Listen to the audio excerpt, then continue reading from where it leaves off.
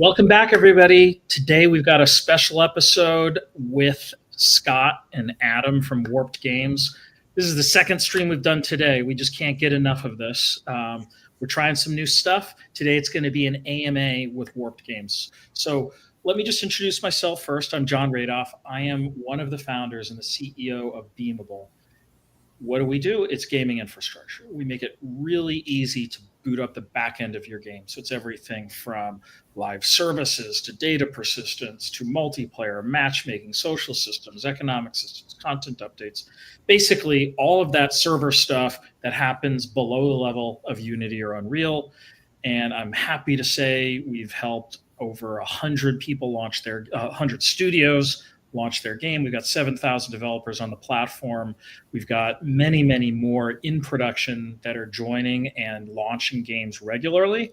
So I'm super excited to have Scott and Adam here because they've been building on Beamable, and we're going to be able to talk about that. But more importantly, we're talking about their game.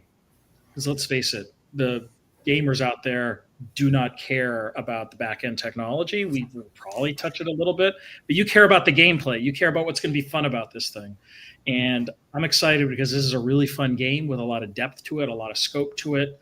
But without further ado, let me introduce Scott and Adam. And before we dive into the game itself, why don't the two of you just introduce yourself? I'd love to hear what brought you to this point in your life at Warped Games today, and then we'll kind of broaden out to the game itself. Sure, I'll jump in real quick. Thanks for having us on here. I'm Adam. I'm the CEO, co-founder, and also audio guy at Warped Games. We're building out Warped Universe. I've been in the Web3 side since 2016 on various projects, launch pads, bridging. I've been in audio engineering for over 20 years on the tech side and on the creative side. And so that's kind of where I blended all those, backgrounds into getting here with Warped Games and Scott here. Yeah, I'm Scott. I'm the president of Warped Games, lead the game development group. Old guy, I've been doing video games for almost 30 years now. Okay, well let's go from that to Warped Games itself. What's the vision for Warped Games, and what's the idea of the game itself? Well, we wanted to make a game that was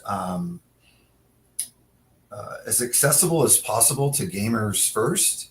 And then once sort of people understood the advantage of Web3 and sort of digital ownership, that if it's something they want to take advantage of, they can.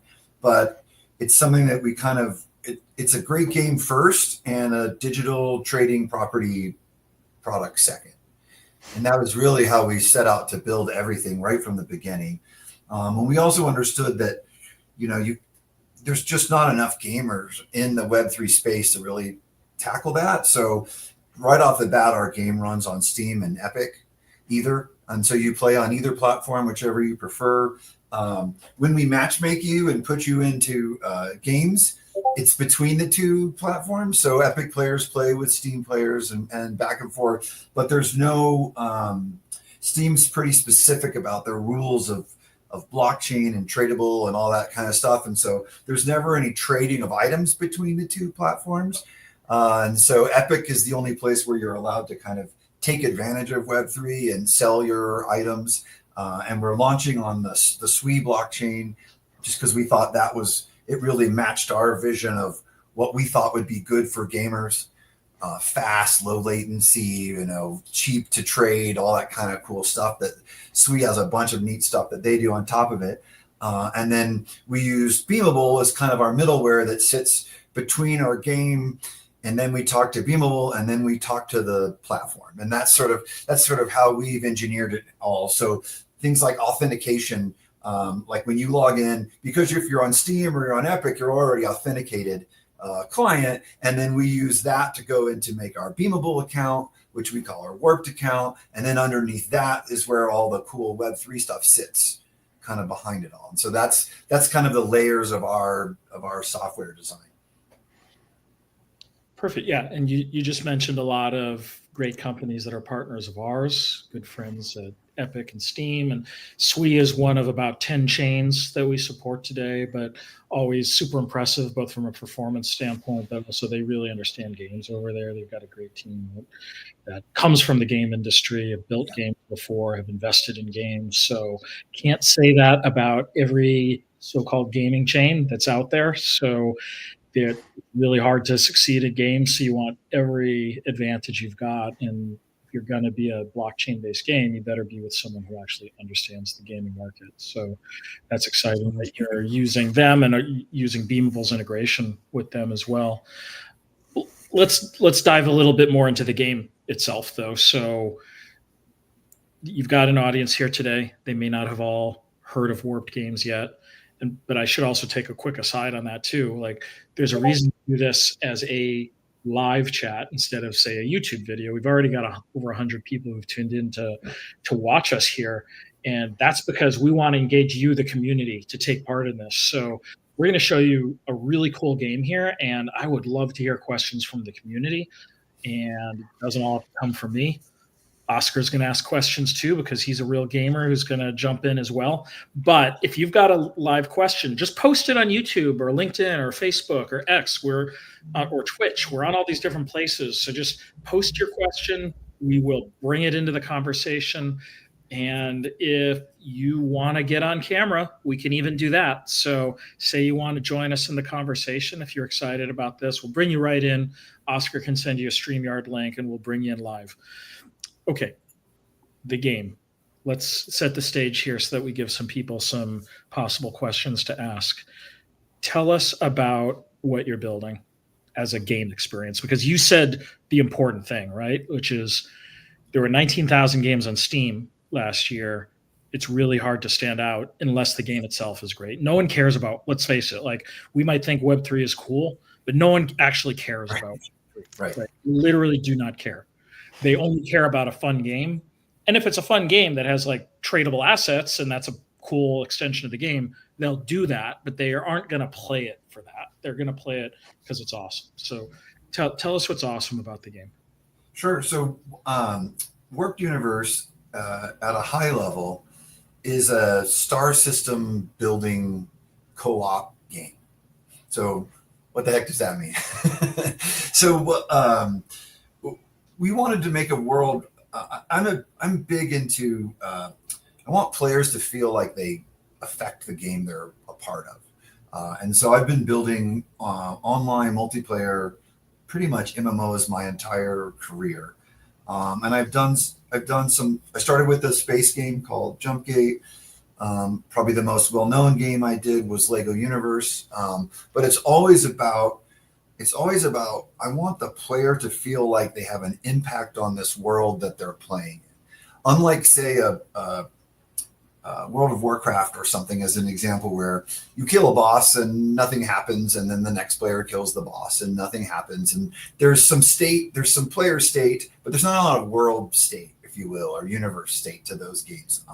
I like you to feel like, man, my actions matter. They mean something in this world, and so that all sort of comes into play in our game in the state of the star system, and every mission players do affects a number of things about the world that affects then other players when they go to do their missions. And so even though the station is a shared space where you'll see all the players kind of like a MMO city, when you go and do your missions, you can do them single player or co-op, but you do them in somewhere in the game world that actually affects something about the game.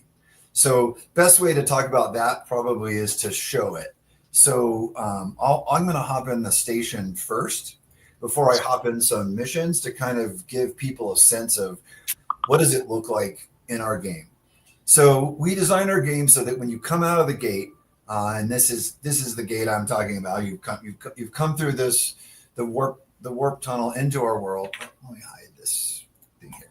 And so now you're in the game. And so the idea is that every time you come into the game, you're going to look down on this star map, and it's going to be different depending on what players have done. And Warp Universe is a seasonal game, and so each season will reset with a new star map, with new planets to explore, new places to go, new enemies to fight. So each season is kind of a new experience, and so we've built it to play like that. And Warp Universe is a free to play game.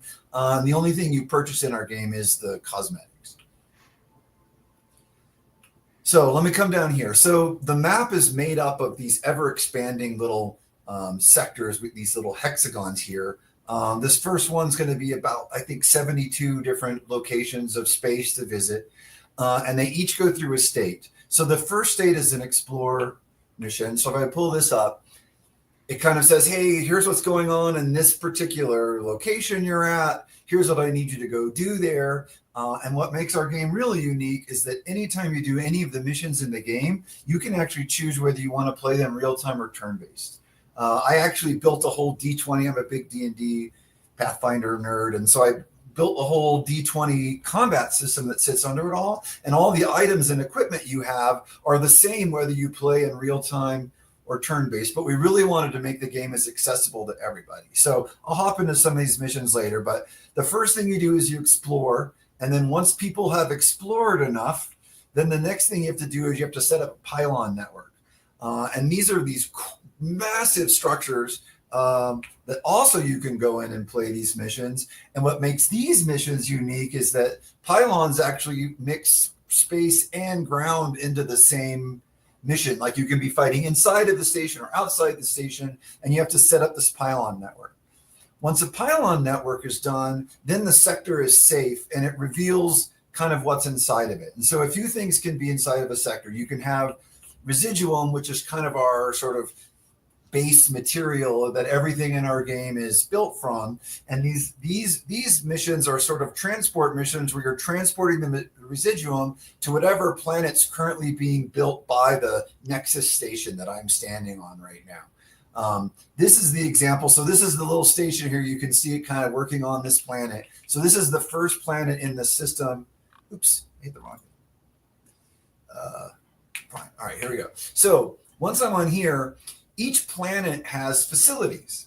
And so each facility down here, it tells you like, oh, this facility increases sail potential. And this will make more sense as I get into this. This power plant increases core and spark rarity. And so it's all about players choosing which missions they want to do, how they want to complete them. And then the completion of those fits back into the game. And we try to explain to you kind of here, like, this is what this particular facility will do.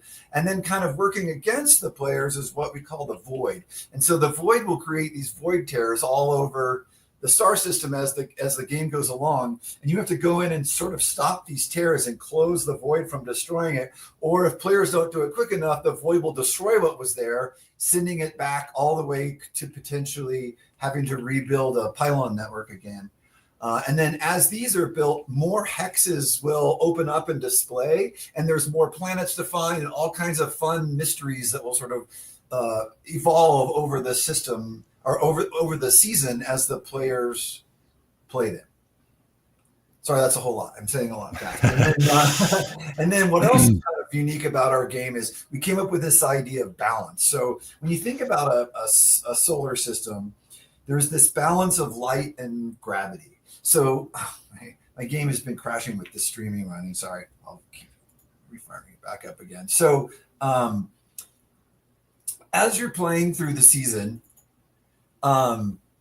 each time you do a mission, you're doing it for, there's two different groups, kind of main factions. You can kind of think of them as like Army and Air Force or something, but they're the foundationalists, and the foundationalists are kind of, they're the ones who are like, hey, we want you to build up these, you need to build the planets better. We need to build the defenses better. And then you've got the luminaries who are wanting to explore and go around and see. And they represent light and gravity. And so the sun, the star in each system, changes based on this balance that players are doing all the time. And it affects all kinds of things like skill damage or enemy damage or how fast you run, or there's a bunch of fun stuff. And again, the idea is just to sort of always keep it different and changing so that each time a player plays a mission, or, maybe you've got this great, you've got this great setup. So like if I look at my inventory and I've got like all these different items that have all these different stats, and then you can put those into different loadouts.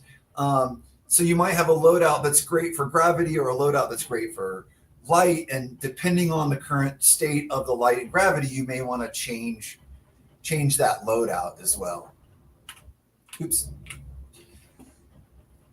So let me show a few other things. So after each mission, we have it's kind of a random item system. I didn't want it to be, It's live show. Yeah, I may have to not stream me and the game. My card's been doesn't like video running at the same time. So one question coming in while you're working towards that. So Ryan's asking, is everybody connected to the same map? Is this instanced gameplay? Yes. So universe this system map is the meta game that everyone takes part of. No matter what you play it on, and eventually we're on PC to start and on the Sui device. Eventually we'll be on Mac, then we'll be on mobile, and then eventually our long-term dream is to be on console as well. So it won't actually matter what you're playing, but everybody in the season is in this map. Now there might be instances, like I think maybe past 100 people running around at a time. But again, think of this as like the city. And so inside of this, any mission anybody does all feeds back into the meta game of the sort of seasonal star map. Our goal is, to mix everybody depending on whatever preferences they are. We want to blend people so they can warm up to whether they're on Web 2 or Web 3. It doesn't matter. Right. You can still play with each other and realize that, we're all playing together. I'd love to double click on that a little bit, actually, since you brought us back to the Web 2, Web 3. So you're on Steam, Web 2, you're on Epic, which allows Web 3. I would love to just talk a little bit about what it's like building a game that has this core experience that is able to be delivered to both of those audiences. And what does that then mean to have Web 3 accessible through some platforms but not others? Like, how does that fit in? And what are people doing with Web 3 if they're engaging with that part of the experience? It basically, the way that it works is it's all the same cosmetics that are across all platforms. I'm firing up the game in Unreal directly. I'm going to see if that helps me out. So no matter how you choose to play, you get the same cosmetics. It's all done through a virtual currency, which we call Koju, which is the same as like V-Bucks or something in another game. And so the only sort of time you spend sort of real money is to buy the currency that you use to buy cosmetics. And so the difference is if you play on Epic and you want to get to the digital wallet level, you can, and you can actually see and sell and trade the assets that you buy from the cosmetic store, where on Steam that's not allowed per their current agreement. And so on Steam you cannot sell or trade those cosmetic items, but otherwise it's an identical gameplay. Yeah, if the rules change, it's we could flip a switch and allow it. Our whole goal is to be everywhere and let people play, and then we just have to follow the rules of what they allow. But technically we could flip switches and turn them on when they do allow it. So from the ground up, we're just building to be accessible in any way we can on any platform. Before we previously built a Web3 metaversing game on our previous project when we all met, and it was only Web3. And we had a lot of people that wanted to play the game, but they just didn't know how to connect wallets and stuff, and they turned away. And we're like, we don't want to do that. We want to allow people in and then let them choose and be have options and warm them up to what they want to do, and just let everyone play together and see it and get a taste. Yeah, I mean, something that I think is good feedback for every game developer out there who's considering some kind of wallet connection for Web3 is if you throw that up as a barrier to entering your game, your conversions are probably going to be like literally 99% less. It's an insane barrier. And this is a market, by the way, where if you add like 100 milliseconds of time to complete a purchase, people probably quit. Like it's bad. Like that's the attention span. You work so hard too to like get people in your game. You work so hard to get someone to come in and actually, decide like they're actually deciding to play your game. That's a massive milestone. And then you put a wall up and block them, and then they, it's not the right way to do it. You got to let them in and then let them choose. So even when you the way that it works is when you log in the first time on Epic, and it authorizes your account, then it makes basically in the background, it creates a Beamable account to store your character data. And then behind that, it's creating a SWE wallet for you, a custodial wallet. And so to the user, they don't see any of these steps, right? It's a big reason why we really like SWE especially is because their wallets are so accessible. They've got really cool stuff like ZK login and stuff that makes it really easy. And so this all happens behind the scenes. Like you don't even know it's a Web3 game, even though we might be storing some things on chain, we're storing some things off chain, right? So like to the player, they don't care. I always give the example that it's like talking about, because I was a network programmer for a long time. It's like nobody cares whether you're using UDP or TCP, IP protocols for how you're doing your networking. They just want to play with other people. That's all they care about, right? And so I kind of feel it's the same with digital assets. Like if we're really going to convince a lot of people that there's a value here, because I think there is, people want to be able to, hey, I got this super rare thing and I want to go trade it with somebody else or sell it for somebody else. I think there's a value in that to gamers. It's just not about, they don't want to be scammed or tricked or, whatever else. And so we're trying to make it so that you come in, all these things are created for you. And then eventually, if you want to like attach your own wallets and move stuff out of the game into there and go sell them on other marketplaces, you can do all of those things. You're not limited in any way, but there's nothing about the introduction to the game that has anything to do with that at all. It's simply, hey, if you buy this currency and you buy these cosmetics, you own them, right? Like that's really all there is to it. So I'm going to show you really quick while I've got this open. So this is so we didn't want to do, because we have random items, I didn't want to do the sort of Diablo thing where it was like, you pick up 100 items and 99 of them you throw away or whatever. And so instead in our game, what we do is we give you what we call an artifactal core. And then we're playing on the die. So a D4 is the most common shape all the way up to a D20 is what we call the warp shape. And so each one of these different shapes gives you more or less bonuses. So if I take an uncommon one and I say, and then you get to choose like, this is the thing I want you to roll for me. So I'm going to have it make me a chess.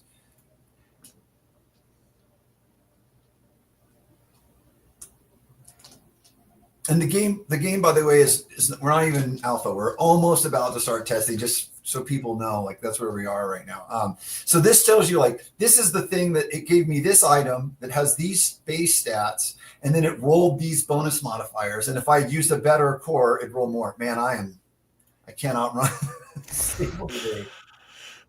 It's okay. It's what happens with live demos. Yeah, exactly. Pre-alpha, new video card. Right on the bleeding edge. We're Web3, we're live streaming, we're live demoing. Like it's a convergence of everything that's broken. So yep. No worries. So anyway, that's how you make the item. Man. I don't know. Adam, you may have to try to run this. I can boot it up. Just Well, while you're working on that, one thing I was just curious about is, first of all, if players started on Steam, are they stuck with Steam? Could they switch over? Totally. We can't all they are is just different data inside of Beamable. And so if Steam ever changes their mind, it's like, it'd be trivial for us to connect them all. But with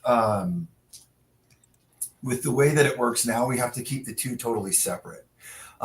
Longer term, something this will be like a fun next problem to work on with you guys is what do we do? Let's say someone signs up on their Android and they want to connect those accounts, because there's no reason you shouldn't connect your accounts. But do you connect to the Epic one that allows Web3, or you connect to the Steam one that doesn't allow Web3? And so like there's going to be some fun sort of business problems that we're going to have to kind of think about how we want to connect those accounts and what does that mean. And, you know, like there's some services, like I know, like Nintendo, for example, they force Fortnite that all of the V-Bucks that you purchase on Nintendo are only there and everything else has to be separate, but Xbox and PlayStation allow those to be shared. And so there'll be some interesting, but it's always business logic. It's not tech logic that's going to decide how those accounts all work together. But part of the reason we use Unreal is because it runs cross-platform so well, and we don't have to build for that. And same, Beamable on the back end lets us have all those different sort of front end off ways back into your same account. So the Beamable account is the center of all of the sort of platforms for us, and that's how it'll connect. But yeah, Steam and Epic, I don't think are going to let us connect items from one to the other. But it'll be fun to solve. Yeah, so there won't be.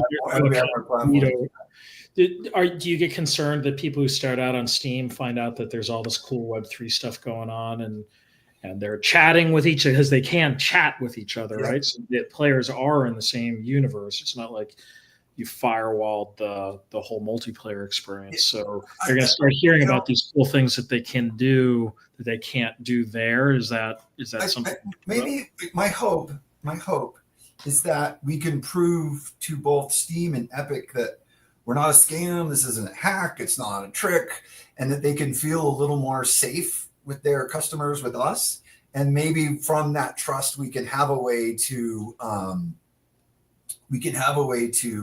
move between the platforms that they would allow, that they would be right, because they all want their cut, right? When someone buys what you buy is the virtual currency, and they all want to take their 30% or 12% on Epic or whatever it is, right? So, you know, Steam doesn't like it if an Epic player, even if there's no NFT behind it, if Epic players are spending money on Epic but then unlocking items on Steam, right, then Steam's not getting anything to get a rev share out of. And so again, it's business logic problems more than it's technological issues. Yeah, and I'm not sure I can tell the difference between trading a Counter-Strike skin and trading an asset, your game that just happens to be on chain. So hopefully they'll fix that soon. Well, and I mean, again, like to me, just as a gamer, speaking as a gamer, like I don't want to have to use weird, illegal third-party sites to trade my skins that I got from some game, right? I want to be able to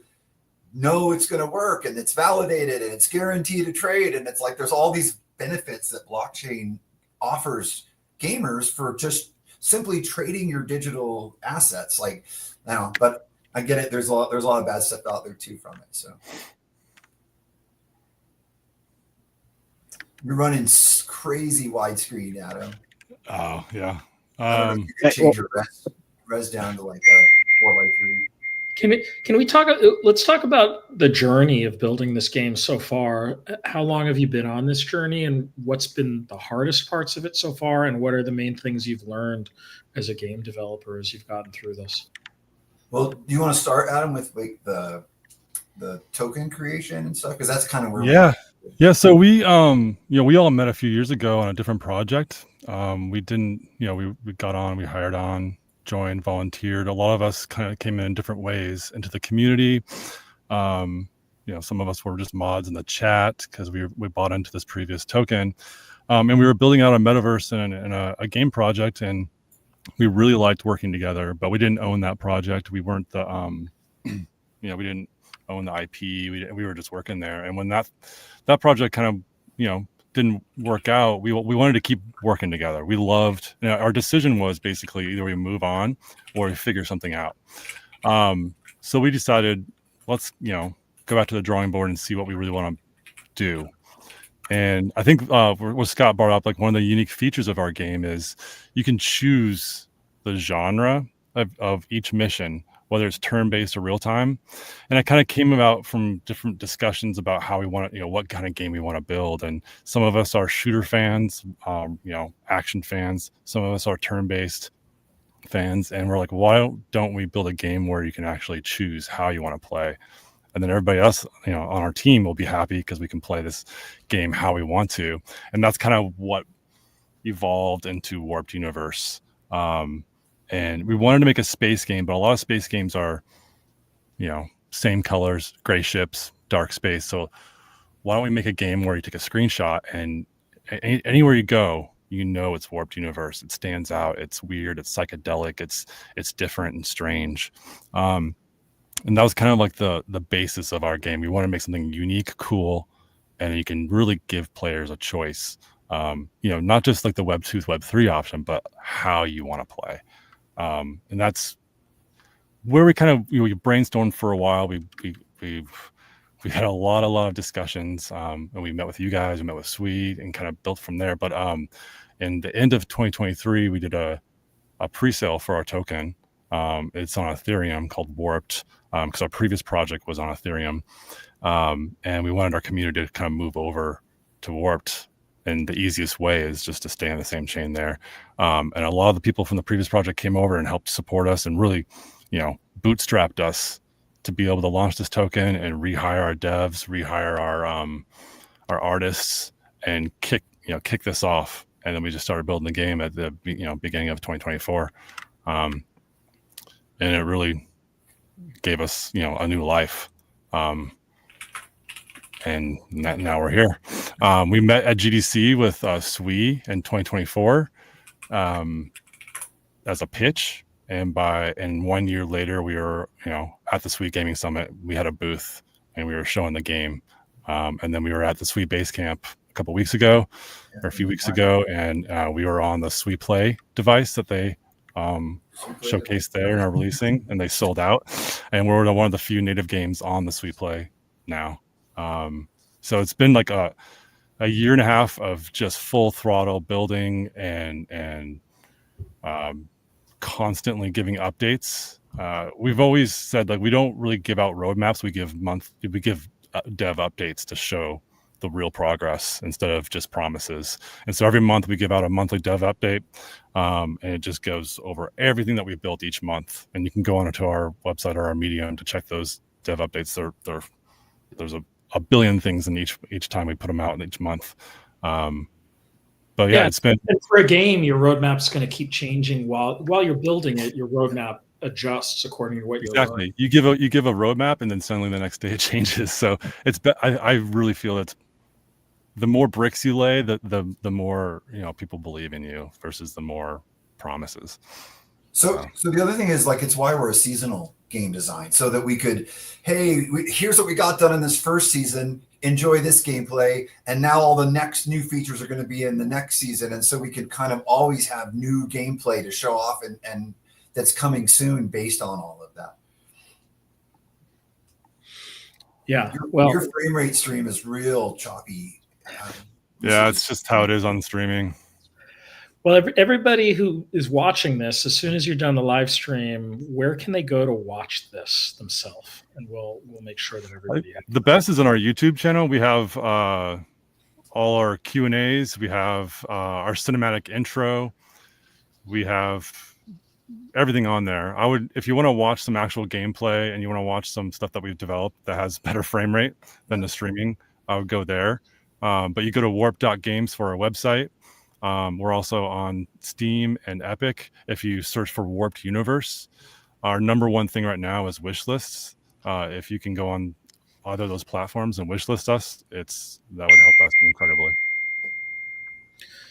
All right, so I'd love to kind of share more insights with game developers who are building games or thinking about building games. So we just shared one, which is your roadmap's going to change all the time, which means show it the actual thing that people care about almost more is just what is your velocity? What are you learning? What are you doing with the game as you build it?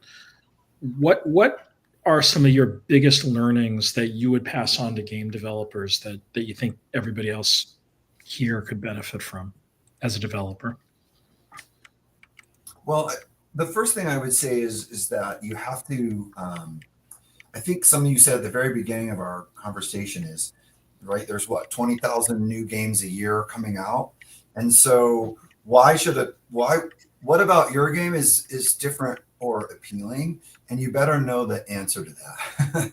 You know what I mean? If you're just like, oh, we're just this game but blue, you know what I mean? Like that's going to be harder. That's a hard sell, right? And so that's something we spent a lot of time on with this title was why Warped? Why would you want to play this? And so it's both. It's like, so one of our big things we came up with early on this was no PvP.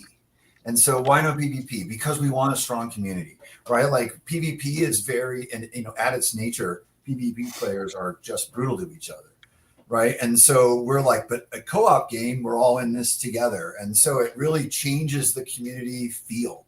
And so like, that's an example of a decision, or basically the ability to allow us to play real-time or turn-based. Like that's something I think stands out as really different and unique. And it's something you can just say quickly, like, wow, this is what we can do. And then people are like, what? And then you kind of get enough interest from them to kind of spend a little more time and explain why that's cool and how it works in your system and all that kind of stuff. So that's kind of the big stuff I'd say. And then the other thing is, we're a really, really small team. And this is a very ambitious project. But like, I think you got to have that sort of mix of like a little bit of craziness to what you're doing, as well as like the design being something that stands out. Like you've got to have to kind of have all that stuff going, because again, like it depends on what you're planning to show up with. But if you're going into something without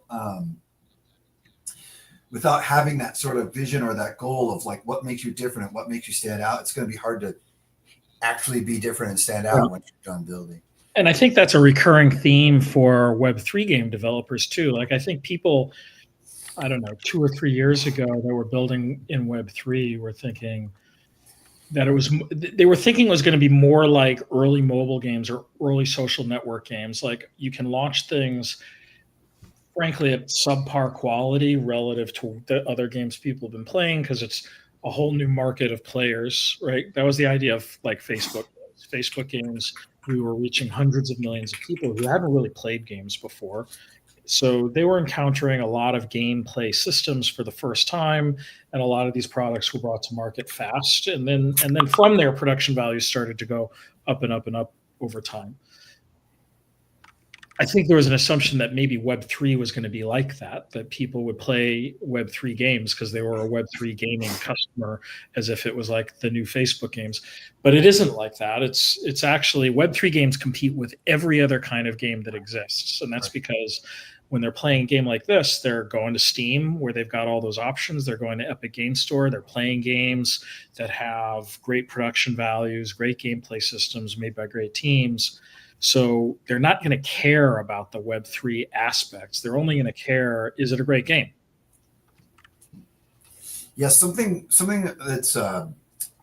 that's really a tricky thing that I've kind of learned over time, painfully probably, is that it's very difficult to present to a user that you're not a AAA studio. And so they expect, right, like, hey, am I going to, there's Grand Theft Auto is $2 billion budget, I think, their next game, right? And if I make a game similar to that, they don't care. Like, they don't care that my budget is, 0.1% of their budget or whatever, right? They're just going to expect what it is. So, like, one of the ways you can sort of manage expectations of the end user is like your visual style. So, for example, like when someone sees Minecraft, they don't expect it to play like something else, because in a few seconds they can look at the game and sort of make some sort of understanding of like what it is they're in for. And so like one of the mistakes, because I love graphics engines and high-end 3D and all that kind of stuff, is that you kind of end up in this AA quality space where it's like, man, it's really good for what we can do, but you can't go up against a studio who spent that has one artist who did nothing but work on this one character for a year, right? You know what I mean? And your artists have to make hundreds of characters in that year, right? So how do you convey that quickly? And so another kind of thing I found is that like art style can really kind of help sell that to someone. It's something like the Borderlands guys figured out, like when they switched to that really cool cell shading style that they did, it kind of was like, oh, okay, I get it now. And so you're okay with a little bit different level of a game. And then they've built into becoming, one of the best shooters, I think, out there, looter shooters out there. And so, but that's how they got there, was kind of going through that thing. And so that's another trick I found, is like pick an art style that's not trying to be bleeding edge, because you just can't, there's no magic that can make a small team produce the same amount of content as a massive team, right? Like there isn't any tricks like that. So we've got a little question on gameplay from Robos here, and this is another good reminder for everybody who's tuning in right now. We've got nearly 500 people watching. You can ask questions. We'll bring it right on to the chat, and we'll hear you out, like whatever it is. We would love to have you ask all your questions of Warped Games or Beamable or the development process. Sure. So I can answer this question too. Yeah. It's really something I'm really nerded out about. I think it's really neat. So the combat system works.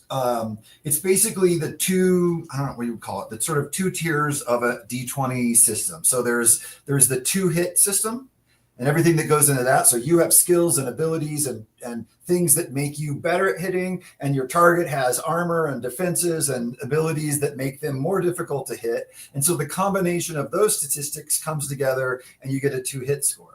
But then the second part of it is damage and resistance. And so any game like a D&D, again, whenever you do damage, it's a type of damage, like it's fire damage or piercing damage or something like that. And then the thing you're attacking has resistances to that as well. And in the end, you end up with a certain number of damage points going through.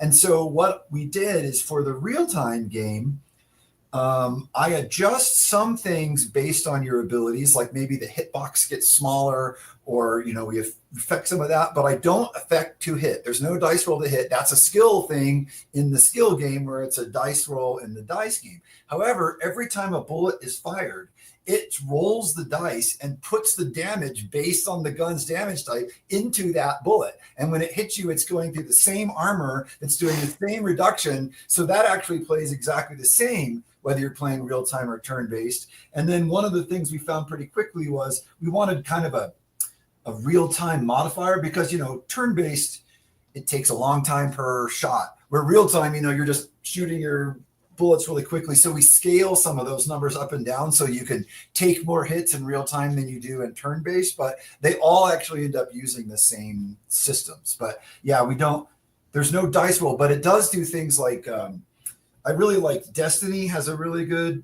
sort of looter shooter approach that I like, where each time you fire a shot, there's kind of like a cone of accuracy, and that cone is based on your skills and the gun you're firing and that kind of stuff. So the better you are with that gun, the tighter the cone can become. And then we can also do stuff like how fast you're moving affects. So each of those shots goes off. But then I also have aim assist, which makes sure that the center of the cone is always on the target. So there's all these, it's really complicated, all the stuff that's going on, but that's how we kind of mix the two systems all the time. It feels somewhat inspired by like MMORPG design, where Certainly. a lot of it is like kind of turn-based underneath, even though it might look more real-time, and things like the orientation of your character relative to your target matters a lot of time in MMORPG, but you're still dealing with like a dice roll calculation, like a Dungeons and Dragons kind of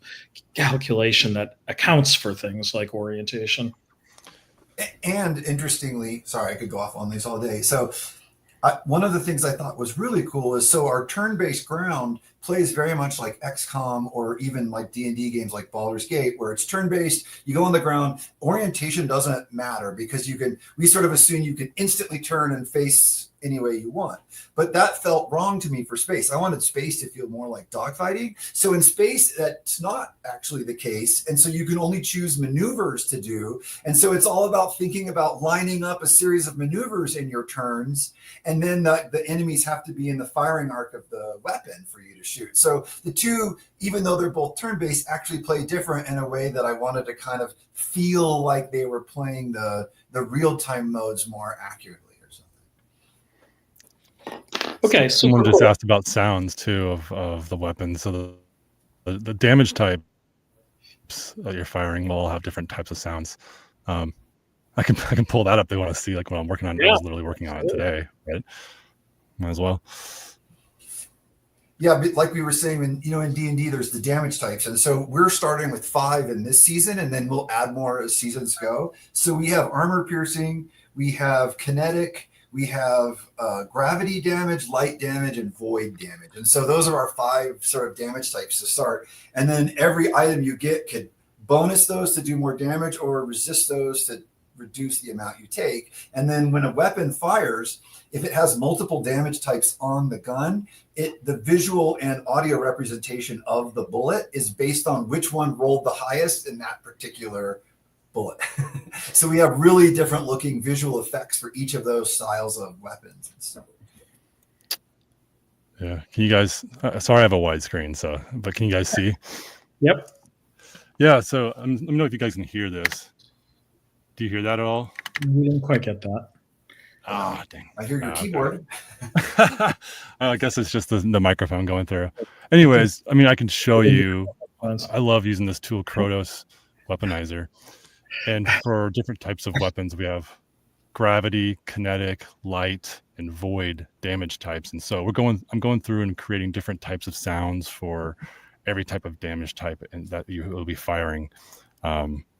So I'm not a sound designer. So teach me a little bit about sound design today. Is this a sound design tool or what are we looking at? I don't know. We're looking at Ableton Live is a digital audio workstation, and it's used for creating anything. Ableton. Ableton, yeah. DJs use it. Ableton from how small it is on my screen at the moment. Yeah. And I found this fun tool. So I used to just go in and do it manually. I would cut sounds and blend them together and morph them. And this tool basically does that all into one. And so you can put different sounds in as like the onset, the body, the thump, the tail of a sound. And you can really create different types of unique sounds. And what it does is it randomizes what you want to randomize. And so as you click different fire sounds, I wish you could hear it because it sounds cool. It slightly, it switches different sounds and settings for each one. So you can, you don't want just one sound, like one exact sound file for a bullet or whatever fire you're doing. You want to have a set of them and then randomize them and blend them, so that it sounds more natural, because not every single sound is exactly the same when you fire a gun. The speed is different, the air, the temperature is different. Everything changes throughout, in real life, and which affects the sound in real life. So you want to randomize things and set boundaries and settings for every little single bullet. And so I'm doing that with each type of damage type: gravity, kinetic, light, void styles, and armor piercing. And then when it's in the game, it's going to be switching around and changing as you change your loadout and stuff. And it's going to sound really cool. And if you hear it from other players who are known for certain things, you'll know who's sneaking up on you too. Well, it's the idea. You'll get some clues about what's attacking you and stuff. And again, it goes back to that loadout thing I was showing at the beginning, where I'm assuming you'll have lots of different loadouts based on what's going on. So you're like, oh, I'm going into this. We're dropping into this facility that's a farm facility and it's under attack by these things, and so I want to have these buffs or whatever. And so hopefully the idea is you'll have all kinds of loadouts you're building. And then again, something to kind of reinforce what we were saying at the beginning is part of why we came up with Warped was because it was kind of meant like weird or different or, crazy. And so we're trying to like push that in everything. So not just the visuals, but like the sound too. Like Adam's got like this great soundtrack that we're working on, and he's got all these fun weapon sounds that are different. So we really want everything about the game to feel warped. Yeah. I do wish we could hear the audio there. There should be a way I know.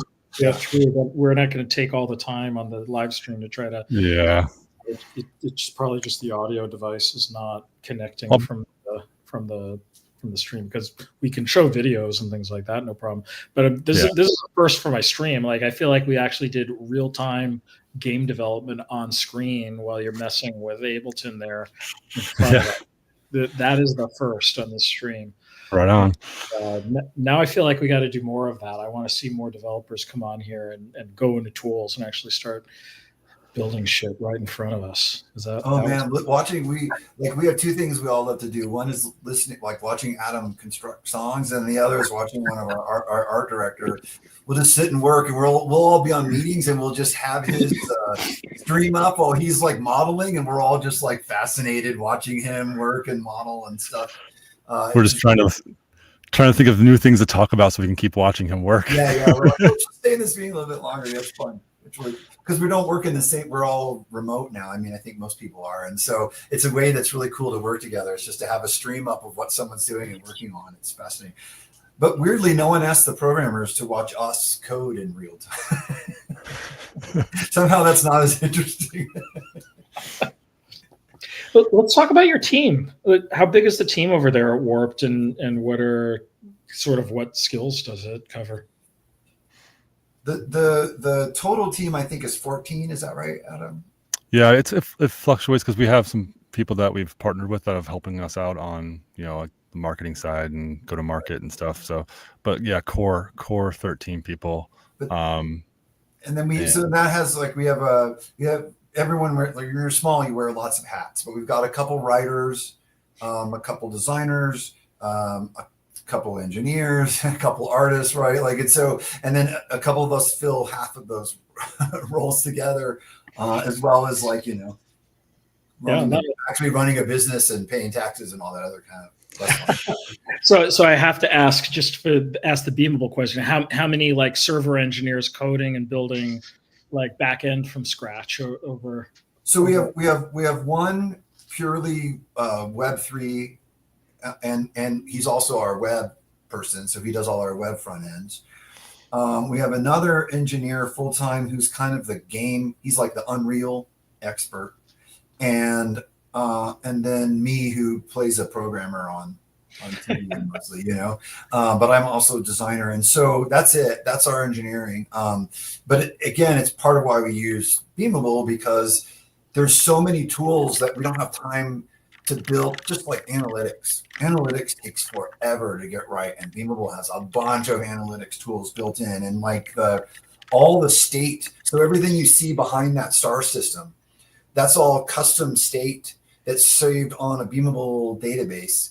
And so basically how it works is you go in and there's a microservice that downloads the you can say give me everything about this planet or this facility or whatever, and then that feeds into the mission system. Then locally it actually builds a map and puts the right enemies and chooses the right mission types and picks the right planet skin and kind of puts all that stuff together. But that's how we're able to do it with such a small team. It's Unreal has tons of tools that we don't have to write, a graphics engine. Beamable gives us a bunch of the server and middle side stuff, and then Sui has a bunch of products on the Web3 side. So that's the only way it's possible. Yeah, with the small team. We couldn't build it all on our own. Yeah, so you don't have an engine team to build you an engine because you have a 3D. Correct. You don't have a dedicated back end person building your back end because Beamable brings that to the table. Yeah, we all do everything. Which means that you have 14 developers focused on the fun.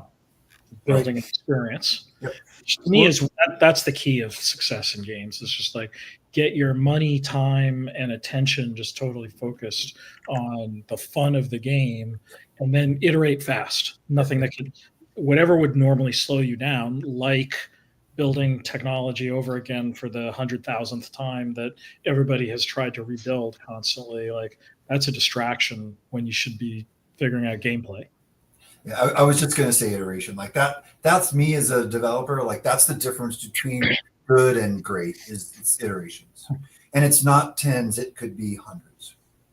It's a lot of iteration. And so you have to have tools a lot. So another cool thing about having a service on the back end for all of our data. So I can So Beamable has a database where it connects. Here's sort of the Unreal game object, and here's the Web3 object, and that data sort of lives in this middle thing. Well, what's really cool about that as a developer is like all the system stuff, like game balance, is all sitting inside of Beamable. And so what that means is that without making a new build, I can go change data on the Beamable side, and then the next time someone runs a mission, boom, the new data is there, and they're playing the game differently. And so also allows lots of like design iteration and balance iteration without having to make a build every time in between, which is a really cool thing for online game dev. Yeah, you're basically using stats and parameterizing things that you can adjust gameplay through Beamable as opposed to shipping new software. Yeah, so Beamable acts as like our system state. It acts as the player database of all the items you own, but it also acts as our item database of like what are the things in the game itself. So it serves a bunch of different roles for us. All right, we got another question here, and it would not be 2025 unless it was asked, and it wouldn't be my live stream either unless AI somehow came up as a subject in every single live stream. So do you guys use AI? We do, and we have my favorite way to describe it is we use it to enhance creativity. So there is no matter what people want you to believe, there is no solution where you can say, hey, I make a great game, and it makes a great game, and no one does anything, right? Or maybe not even a great asset, right? So we have a guy on our team who's full-time. All he does is AI tools all day, every day, because it's impossible to keep up with. Right? Like there's so many of them and they change every day. And today this one's best, but now this one's terrible at code, but whatever. And so we use AI in lots of ways, again, to make us as efficient as we possibly can be. To me, it's the extension of like it used to be when you had an IDE and you had a struct and you could push period, it would show you, here's all the possible things that are in your struct. And that way you can more quickly, sort of disseminate through all those, like, oh, hit points or armor or whatever, like it would kind of name complete for you, right? Well, AI kind of can take that to another level and kind of help you maybe complete your function better. But AI is also wrong all the time. It's misinformed all the time. It doesn't do exactly what you want all the time. So AI is not this sort of end all be all. We can't just say, hey, make us 100 assets and we throw the assets into the game. It's not how AI works, unless not quite yet. We all joke about our time is maybe limited as developers, but like today, how we use it is we use it for all kinds of things. So we use it in engineering to help like debug stuff. We use it to help write like test cases. There's all kinds of great stuff in engineering. Writing is something Adam and I joke about all the time. So I write in bullet points and Adam writes in long-winded documents. And so we both use AI for the opposite reason. He uses AI to compress what he's like, okay, take what I wrote, but now make it, a fifth of the size. And I take AI to say, okay, take these bullet points I wrote and make it longer, And so we use it however we can to be efficient.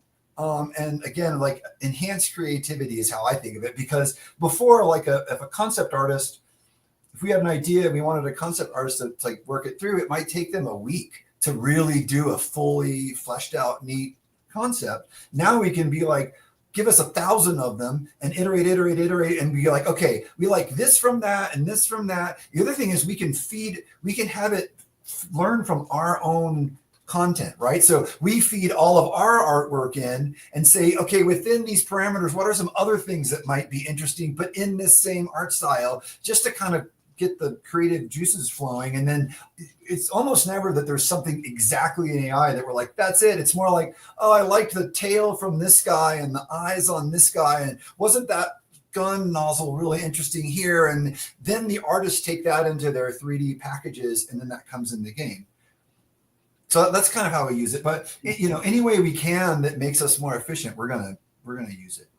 Perfect. Yeah. Okay. Well, this has been a really cool conversation. And by the way, if you've got a guy who focuses on AI tooling all the time, I do an AI live stream. He should join that. Oh, absolutely. Absolutely. Yeah, he's really, really knowledgeable, and he stays up on all of them because we all can't. And so he'll tell the artists, like, okay, use this now. Don't use Midjourney. Now you want to use Gemini, or whatever it is that we're moving around. Like, he always knows what's best, and so it's really fantastic. Cool. Let's get him on. We'll bring him onto the AI stream. It'll be a hell of a lot of fun for everybody. He talks more than I do, so we'll just wind him up and let him go. He's very, very passionate and very, very smart about what he does with it all. So guys, we're at the top of the hour here. This has been a really super fun conversation. We've gone in a lot of places we don't often go in these development chats. We actually dove really deep on both the tech side and how you're building. We looked at your sound design tools that you're using in Ableton. That was super cool. So I'll be delighted to bring your AI guy on in the future. But any final words for the audience here who are just learning about Warped? Any place that you mentioned where they should go earlier? Feel free to repeat. The most important thing that helps us the most is wish lists. That's what tells the place. You heard it. Wish list the game. So yeah, you can wish list us on Steam. You can wish list us on Epic. It's Warped Universe. Or you can go to our Warp.Games webpage and check it out. And then we have a Discord we're on all the time. If you like Discord, we have a Telegram we're on all the time. If you like Telegram, so we're on all the time hanging out. Yeah. And if one more thing is, you asked what brought us together. I think it's the one word is passion. Yes. A lot of us started off in different areas and are now writers, artists, designers of the game that weren't before. But yeah, passion is what keeps you going. So if you have passion, you can find a way into game development and making games. There's people out there that just want you to be a part. And if you can teach anything, but you can't teach passion. So keep the passion alive and keep going, and you'll find a place in game development. Well said. All right, fantastic. So we got 613 people here at the end. Every one of you has to go on and wish list this. That's my ask. Please. Helps a lot. Let's help these guys out, and I'm sure we'll see a lot of views on this in replay, so I hope all of you that are watching do the same. Guys, thanks so much for taking the last hour of your day to share your journey and what you're working on at Warped. Thanks to everybody who's tuned in and watched as well. Your time is super valuable, and you chose to spend it with us once again. I'm so happy that you did. Until next time, guys, this has been great. Tune in again. I love to do these a few times a week on different subjects, and that AI talk is going to happen. Okay, awesome. Sounds great. Thanks, everybody.